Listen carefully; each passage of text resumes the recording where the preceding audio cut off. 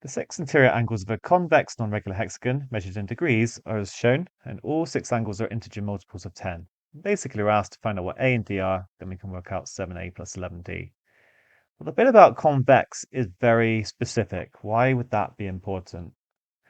So convex is where your interior angles are going to be less than 180. The angles don't turn inwards, whereas this one on the right is concave because that angle is reflex. By the way, the convex one here looks like it's regular, but it doesn't have to be regular. You can still get a convex hexagon provided no angles are turning inwards. So let's add them up. Remember, in any hexagon where you can draw 4 triangles like this, the angles are going to add up to 4 times 180, which is 720. In a regular hexagon, we then divide by 6, you get 120, but here they're different, as we can see. But what we do know is when we do the sum of these, we're going to get 720, and we can just do the sum straight away. We're going to get 6a, and then we've got d plus 2d plus 3d plus 4d plus 5d. That ends up being 15d. So 6a plus 15d is equal to 720. We've got to now try and solve this. There's an infinite number of solutions, except we know that all 6 angles are integer multiples of 10.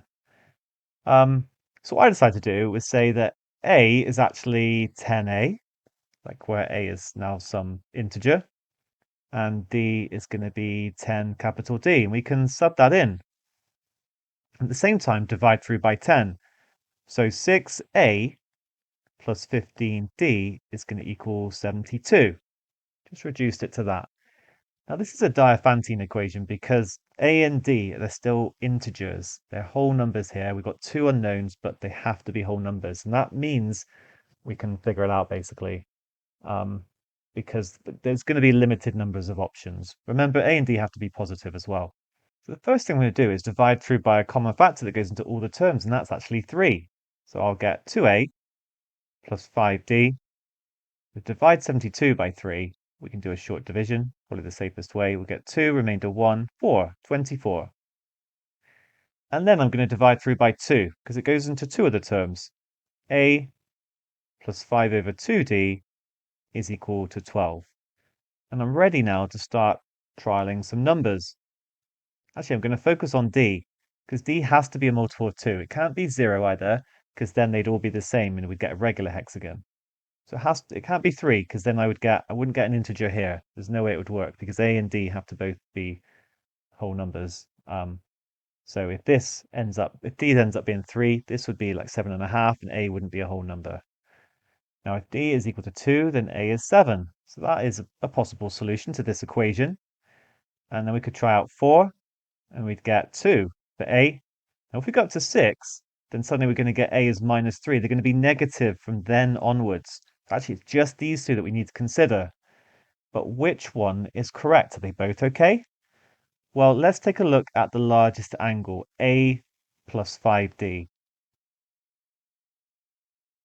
Oh, I should also add that, so now I'm going to get, remember, because of this definition, we need to times them each by 10. So a plus 5d in the first case is going to be 70 plus 5 times 20, 100. So I'm going to get 170. Now that is quite a big angle, but it still leads to a convex polygon. Whereas if I go with a capital A equal to 2, I'll get 20, but then capital D equal to 4, I will get plus 200, and that's going to be 220. So that one I can reject because I would get a concave polygon. So therefore, it must be that A is 70, D is 20, and 7A plus 11D is going to become 490. That's 7 times 70, plus 11 times 20, that's 220, which is 710. Nice one.